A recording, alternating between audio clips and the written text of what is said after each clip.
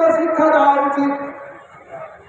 রাহুল গান্ধী বলেছিলেন কোনো দেরি নয়, আমরা যুবকেরা ভারতের জাতীয় কংগ্রেস সহ সরকারের পাশে আছি, সেনাবাহিনীর পাশে আছি।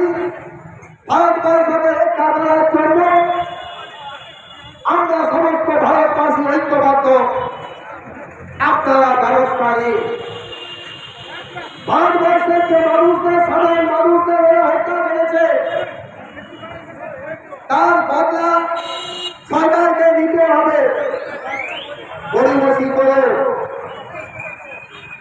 পাকিস্তান অ্যালার্ট হয়ে যাওয়ার সুযোগ পেল, সন্ত্রাসবাদীরা পালিয়ে যাওয়ার সুযোগ পেল, তবুও দেরিতে হলে পাকিস্তানের উপর হামলা করে ভারতীয় সেনাবাহিনী যে বীরত্বের পরিচয় দিয়েছে, তার জন্য আমাদের ভারতের সেনাবাহিনীকে আমরা স্যালুট জানাই, উল্লেখ জানাই।